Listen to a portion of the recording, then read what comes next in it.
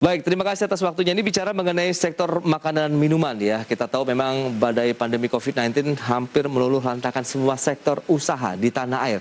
Tapi kalau kita bicara mengenai industri makanan dan minuman ini kan biasanya kebal ya terhadap krisis ekonomi kalau kita cermati dengan beberapa kejadian di tahun-tahun sebelumnya. Lantas bagaimana nih kondisi untuk industri makanan dan minuman saat ini, Ibu?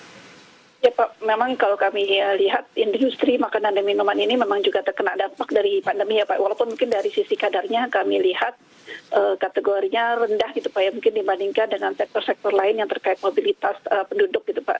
Oke. Jadi memang kalau kita lihat dari perkembangannya pada tahun 2020 dan 2021 ini industri ini masih mengalami pertumbuhan, walaupun mungkin lebih rendah ya dibandingkan pertumbuhan pada tahun sebelum adanya pandemi.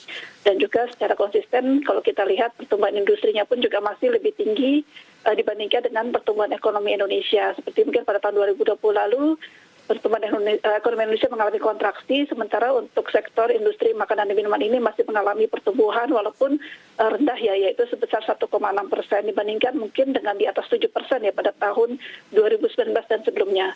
Pada tahun 2021 ini hingga semester 1 pun kami lihat masih mengalami pertumbuhan yang lebih baik dibandingkan dengan tahun 2020 ya, yaitu sekitar hampir 3% ya, atau sekitar 2,9%.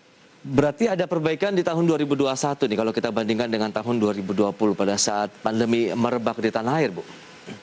Ya, kalau kami lihat demikian Pak, mungkin kita lihat juga dari sisi masyarakat juga sudah melakukan seperti adaptasi gitu Pak ya. Karena memang mungkin pada tahun 2020 pada saat pertama kali kita terkena dampak dari atau wabah dari pandemi ini kan mungkin perlu adjustment ya, atau mungkin adaptasi. Sementara kalau kita lihat di semester 1 ini adanya mungkin dari masyarakat sudah mulai beradaptasi ya, walaupun nanti di semester kedua ya, terutama mungkin di kuartal ketiga ini perlu kita cermati ya bagaimana dampak adanya PPKM terhadap kinerja di sektor makanan minuman ini.